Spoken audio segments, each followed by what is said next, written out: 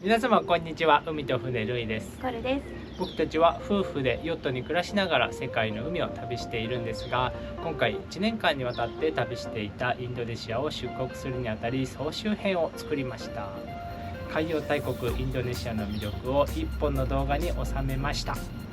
飛行地の様子や普段どんな風に船の上で過ごしているかなど、ヨット生活ならではの視点でお話ししてみようかなと思ってますので、どうぞ最後までご覧ください。はい、それでは行ってみよう。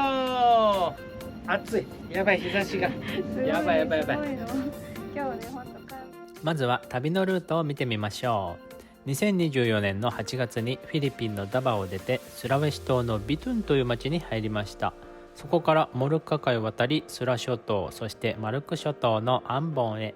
ここからは一旦出国してバンダ海を抜けて東ティモールへと向かいます。そして東ティモールからはフローレス海をセーリングしラブアンバジョで再びインドネシアに入国するんですね。そしてインドネシアといえばここバリ島ですね。観光地としても有名ですが、この北の湾でしばらくエンジンをメンテナンスすることになります。まずはバリ島までをインドネシア滞在の前半として旅の様子を見ていきましょう。さて、入国したビトゥンを出港してまず最初に訪れたのがスラ諸島です。モルッカ海とバンダ海の境にある赤道直下の島ですね。フィリピンからずっと息つく間もない感じだったので、ここで少しのんびりしようという感じになったよね。インドネシアの旅の始まりだけどハイライトでもあります。海が綺麗で印象深いです。無人島じゃないんだけど人気もなくて、もちろん商店なんかもないような島だったね。盛り付きして魚を取って焚き火で焼いたり刺身にしたりと料理してました。ここでは伊勢エビも取れたね。伊勢エビのトマトソースパスタ美味しかった。乾杯。ルートからも分かるように僕たちはローカルを巡りたいという思いが強いので、またインドネシアも、マリーナ施設が少なくて電気とか水道とかそういったものを自分たちで賄う、あるいは故障したら自分たちでメンテナンスする、そういったこともですね想定していたわけですね。陸への依存度をなるべく低くしたいので、ソーラーパネルで蓄電したり増水器を積んだりして電気と水道は完全自給しています。何日間にも及ぶロングセーリングとかね、長期間上陸できないこともあるので、これはヨット生活だと必然的にそうなるんですね。節電節水が基本ですけど、今のところ大人2人の生活を賄えているという感じです。もうこれだけです。ポチ。基本的にヨットで料理洗濯しますし、ホットシャワーもできますよ。水については別に集水装置もあるので、万が一壊れてもなんとか生きていけるようにしています。さあ、モルッカ海を抜けてマルク諸島にやってきました。ここは大航海時代に当時非常に価値の高かったスパイスをめぐってヨーロッパ列強が覇権争いを繰り広げたという歴史のある土地です。別名スパイス諸島と呼ばれるゆえんですね。このティンガー島という小さな島の集落にもあちこちにクローブやケナリというナッツが干してありました。世界史の教科書でぼんやり想像を膨らませていた舞台に自分たちのヨットでやってくることになるとは想像してませんでしたね。マルク諸島には独特の雰囲気があるね。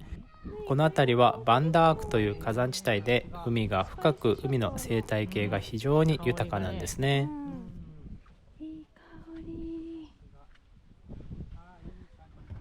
さて、マルク諸島は東ティモールやオーストラリアにも近いんですが、ここから東ティモールに2週間ほど行ってみようということになり、アンボンで手続きして一旦インドネシアを出国することにしました。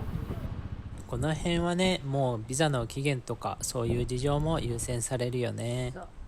オンラインでの延長は1回までとかね、ビザの種類によって細かいルールがありますから、それによってルートも変わってきたり、逆に言うとビザの期限がなかったらこのルートは取らなかったかもしれないので、東ティモールには遊びに行けてよかったです。いるいる。来たー。うわー、すげえ。やべえ。でかいでかい。東ティモールはアジアで一番若い国と言われているように、2002年に独立したばかりで、平均年齢は20歳だというし、まだまだ情報の少ない国ですね。でもほらオーストラリアっぽい感じ、なんか赤土でいや、大地って感じがするね。そうだね。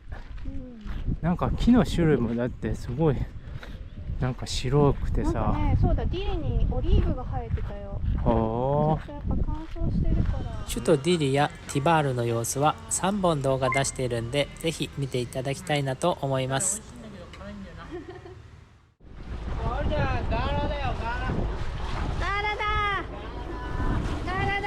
だおー、大きい。でかい。すごっ。そもそもですよ、初めて動画を見てくださる方は、海外って船でどうやって行くのとか、自分の船で入国とかできるのとか疑問だと思うんですけれども、結論、自分の船で入国することは可能です。ヨットでの入国手続きには国際港に指定されている港に入る必要があります。でそこで入管とか税関とかですね、自分たちで出向いて手続きをします。そして入国先でも入管、税関、検疫、公安局など必要な政府機関で手続きします。コメントで海からの入国ってパスポートいるのという質問があったんですが、空港で手続きするのと同じで、一般人が海外渡航する際にはパスポートとビザが必要なことに変わりはありません。その他必要な書類や装備は国によって異なりますね。事前に連絡して船に検査しに来たり、自分たちで政府機関に赴いたり、手続き方法も国によって違うし、国の中でも港ごとにルールが違うので、このあたりは一概には言えません。厳しい国、おおらかな国、いろんなパターンがあると思います。今まで訪れてきた国は比較的おおらかな方だと思います。そう、僕たちはなるべく穏やかなローカルな土地で手続きしたいんです。都市部の湾は混んでいるし、海水が汚れていると増水に支障があるんですよ。軽油なんかが浮いていたらフィルターが一発でダメになりますね。そうそう、市街地に係留するときは増水は控えていますね。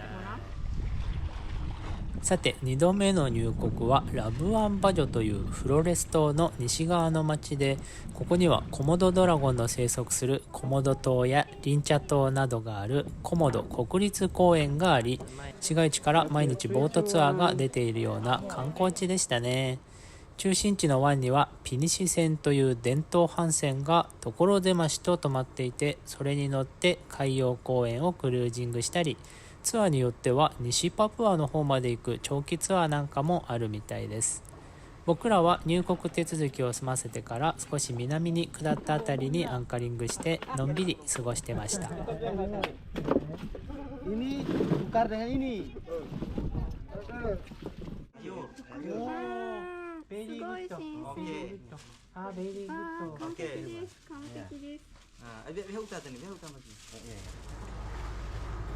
インドネシアに再入国した我々、次はバリ島へとやってきました。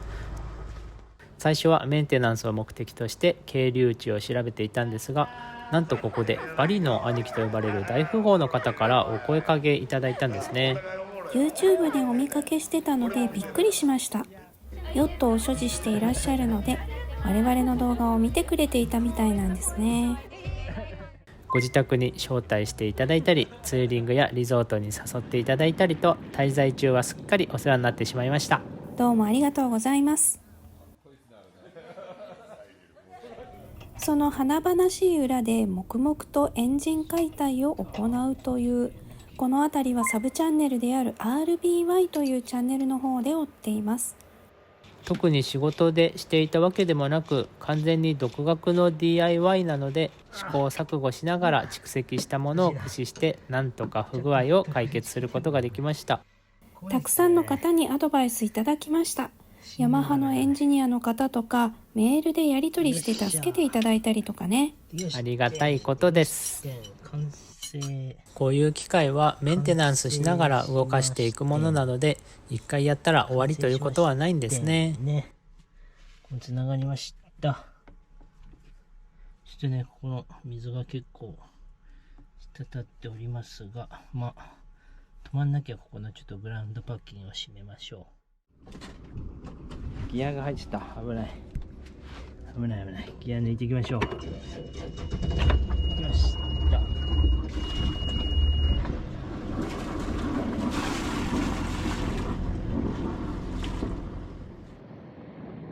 そしてバリ島といえばグルメの話題ですよ。旅の大きな楽しみの一つよね。特にバリは旅行された方も多いと思いますけど、食の楽しみが大きいですよね。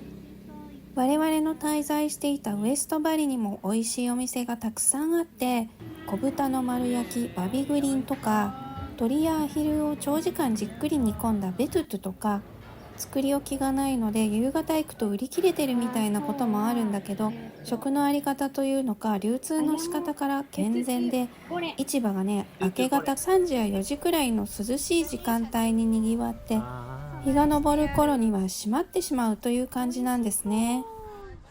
ウエストバリでは本当にそうだったね。最初その風習を全然知らなくて、午前中に市場行っても閉まってるから不思議だったね。取れたてのものを涼しいうちに売り切って、作った分は当日食べきってという素晴らしいサイクルだよね。それを実践できてるのがすごいね。羨ましいよ。うちは魚だけは実践できてるよね。魚は地産地消、取れたてをお届けしております。めちゃくちゃ美味しそうじゃん。わあ、ピザもね。リサ、こっちこっち。さてエンジンも無事に治りまして、バリ島を出港した僕たちがどこを目指したかといいますと、バリ海を越えてカンゲアン諸島へ、そしてさらに北上しスラウェシ島南端にある町ビラへと向かいます。よし、着いた。このビラにはどうしても見ておきたかったものがありまして、2人とも上陸を楽しみにしていました。じゃーん、あれだよ、見てごらんなさい。実はね、ここに来た目的はこの船を見に来たんですよ。この船ね、インドネシアの伝統的な木造船ピニシ船というんですけれども、僕たちはね、フローレス島のラブアンバジョで初めてこの船を見たんです。あそこにはいっぱいもうね止まってたんですよね。で、なんだこの船はといろいろ調べていくうちに分かったのが、インドネシアの伝統的な木造船ピニシ船だったということですね。で、ここら辺、この南スラウェシ、この一帯で作られてるんです、この船はね。皆さん作業場の中に快く招き入れてくれて、本当に黙々と手作業で作られてて、こういう作業風景いいなって思いましたね。マカッサル族、リプス族の海洋技術と木造技術に加えて西洋の帆船デザインが交わって、まさにこの土地ならではの文化って感じでしたね。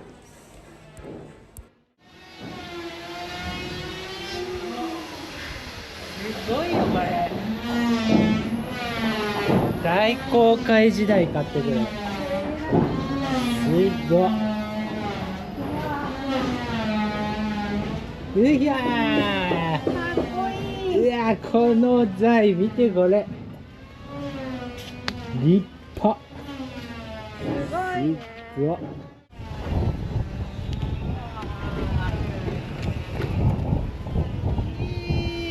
高っ。うわ、うわ、いい行ってみる、肝試し。無理無理、高いとこ苦手、無理。すごくない？これサムネ候補。これ墨壺。墨壺面白いね。インドネシア式の墨壺。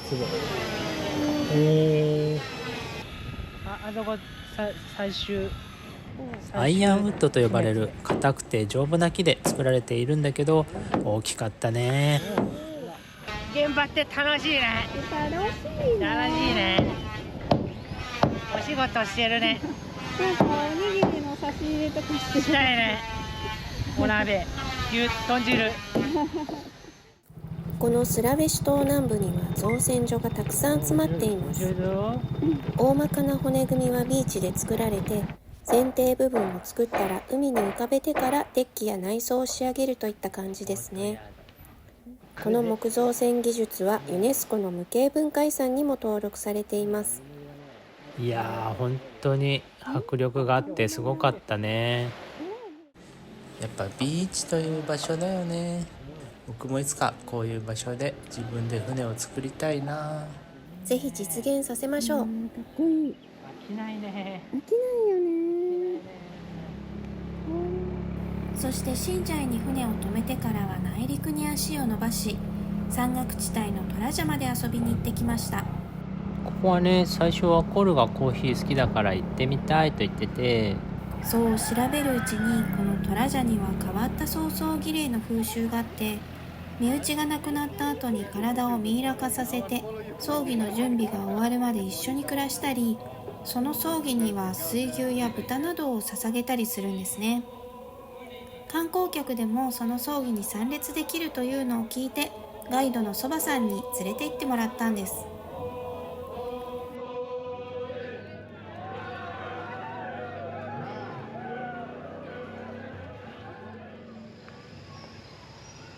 トラジャといえばこの建物だよね。トンコナン。トンコナン。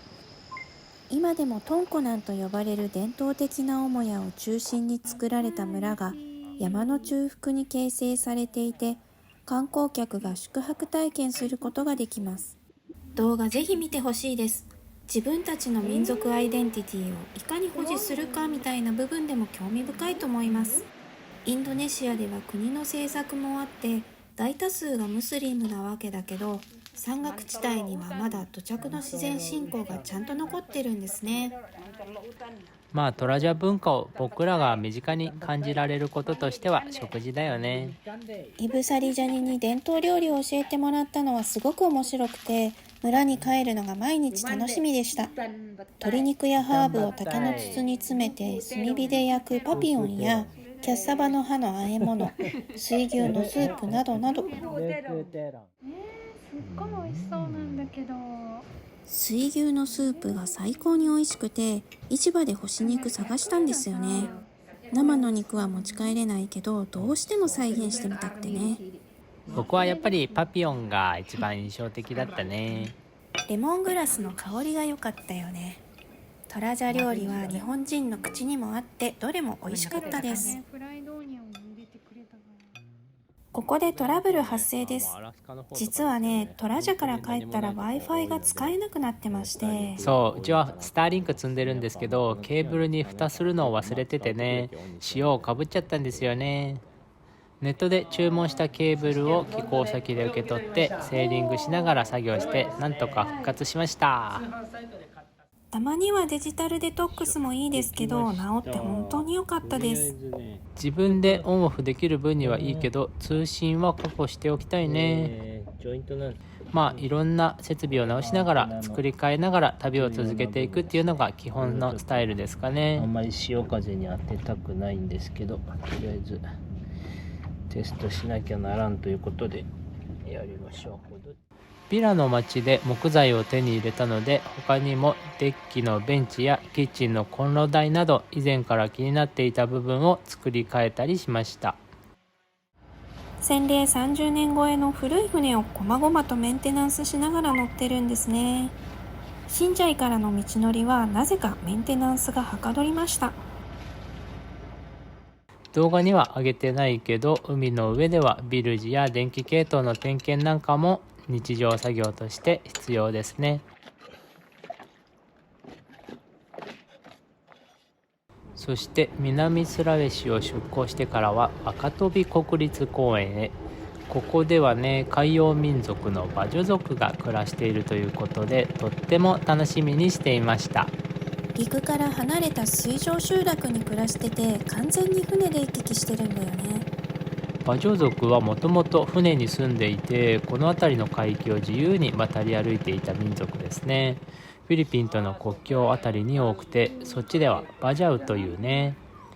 現在は海岸線やリーフの上に家を建てて住んでいる。本当に今でも子供が無邪気にすごい海で遊んでる。スマホなんて全然使ってないですからね。ルイは魔女の人たちと一緒に潜れないかなって話してたよね。本当に縁があって海の上でクンダンに出会ってね。一緒に潜ってきました。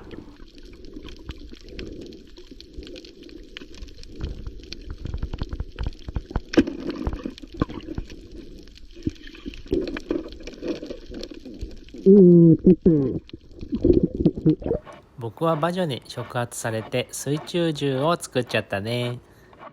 インドネシアのいいところは外国人を含む個人が海で漁をするのにほとんど規制がないことですね。そこの魚を取って食べて生きることの権利を奪わないのがいいとこだと思います。今でも国籍の問題とかいろいろあるようですが、彼らの暮らしがこれからも守られるといいなと思っています。さて、スラウェシ島からはなぜか東へと U ターンした我々ですが、実は地元の人が口々にラジャアンパットは素晴らしいぞというのを聞いて、どうしても東に行きたくなってしまったんですね。ところがよくよく調べてみると、目指していたラジャアンパットは海洋保護区で自由に漁ができないし、アンカリングとかも制限があるみたいなので予定変更し、マルク諸島から南に1日かけてセーリングし、バンダ諸島へと向かうことになりました。バンダ諸島は中心地となるバンダネイラ島、活火山のあるアピ島、ナツメグプランテーションのあるベサール島、その他アイ島、ルン島などいくつかの島々で構成されています。インドネシアに住んでいてもなかなか訪れる機会がないのではないかという秘境ですね。かつては世界で唯一ナツメグが自生していたとされる島で、15世紀からイスラム商人の船が行き交い、さらにはナツメグをめぐってヨーロッパ諸国が押し寄せたという、この辺りもスパイス諸島と呼ばれる海域です。ナツメグの実とケナリの実、ここマウナホテルって言って、ここの正面に係留させてもらったんだよね。毎日このホテルで朝食食べてたね。すごいのんびりさせてもらったね。大型フェリーが着くと人の出入りでにぎわうけど、普段は本当に静かな島で、古い要塞跡やナツメグ農園まで散歩したりして過ごしてたね。上陸したのはわずかな時間だったけど、アピ島の湾でしばらく風待ちしてたり、その後ルン島でアンカリングできたのはすごく良かったです。バンダ諸島はまた不思議な雰囲気のあるとこだったね。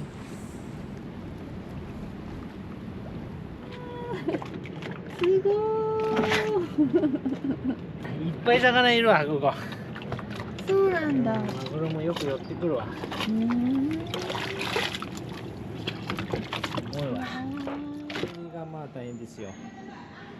さて、アンボン島に戻ってきた我々ですが、アンボンではアンカーを作ったんですね。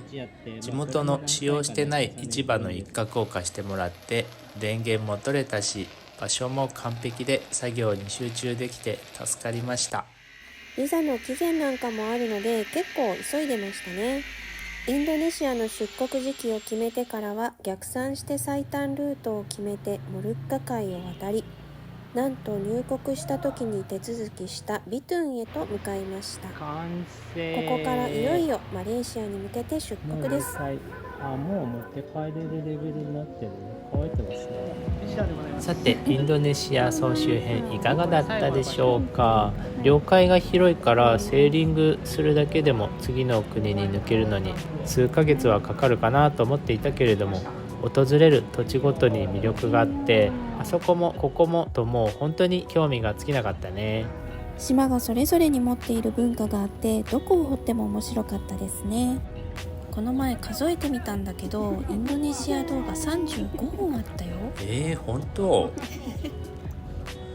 こうやって暮らしてるとわかるんだけど、自然って本当に恵みをたくさんくれるんだよね。晴れていれば電気も手に入るし、雨が降れば水も与えてくれる。海に生きれば魚も取れるし。海水も真水にできる時代だしね。先人からの技術進化には本当に感謝ですね。そして普段から我々の冒険を見守っていただいている皆様、いつもありがとうございます。もうすでに次の国マレーシアに入国してから何本か動画出てますけど、こんな感じでこの先もいろんな国いろんな海域を旅していくつもりですので、引き続き動画楽しみにしていてください。 YouTube は不定期配信なんですが、音声配信のボイシーは毎週金曜日の夜に配信してまして、日常のあれこれをラジオみたいにお話ししています。概要欄にリンク貼ってありますので、この機会にフォローしていただけると嬉しいです。それではまたマレーシア編でお会いしましょう。またね。チャンネル登録高評価よろしくお願いします。